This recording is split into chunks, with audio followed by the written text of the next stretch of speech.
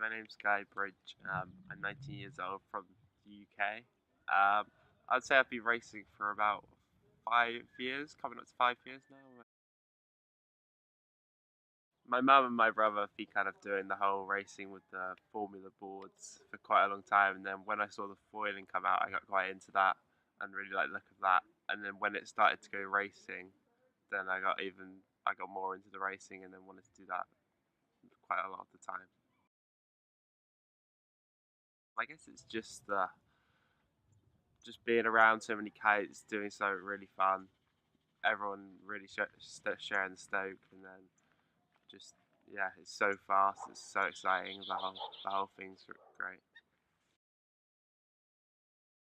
You got to put in a lot of time. You got to put a lot of time in the water, doing all the disciplines. You got to learn how to foil. You got to learn the tacks, learn the jibes, progress onto faster foils. It's just a big process of getting better and increasing your level. And there's also big financial implications that you have to go by, as it's all pretty expensive gear. If you're going into the main racing, you have to get foil kites, and they're really expensive. And the best foils are really expensive.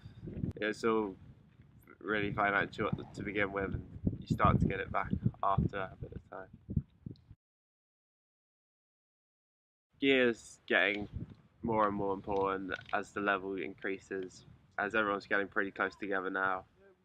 So every little changes in foil designs and kite designs, everything's progressing pretty quickly still.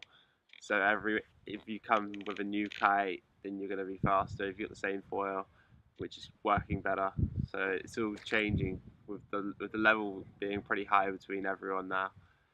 If you've got an advantage in your kite or your foil, you're going to be doing well, I'd say. For this event, I'm going to be using my Fly Surfer kiteboarding VMG kites with a mic stand foil and a Tarika foil board. I'd probably say you have to be pretty competent twin tipper.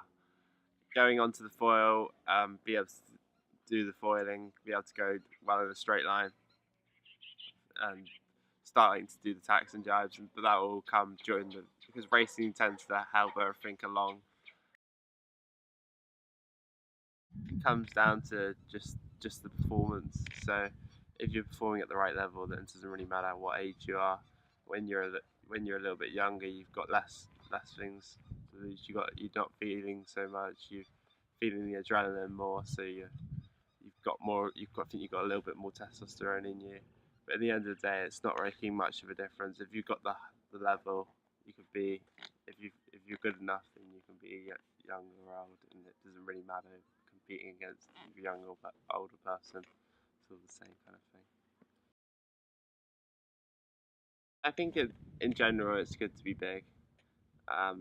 It's kind of shown in most conditions. There's not a lot of most of the guys are at least 75 kilos or 80 kilos or above that, who are doing pretty well. I'm not sure. Maybe it's just because you can hold down more power, which I think is quite important. And when it gets a little bit stronger, this gets even more important. And you're just able to put more force against the foil, being a little bit bigger and a little bit heavier. I tried to get out in pretty much in lots of different conditions. I think it's important, not just flat water. You got to be out there in wavy conditions, gusty conditions, strong winds, really light winds, really light winds. When I'm at home, there's often quite a few different either fishing buoys or channel markers around.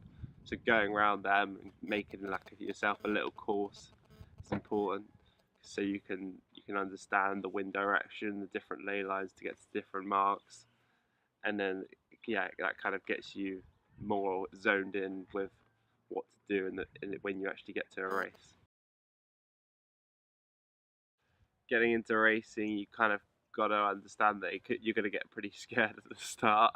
I think that happens very early on, because it's totally different when you're flying 30 knots or above on a foil. When you're just learning, it gets pretty scary, I'd say.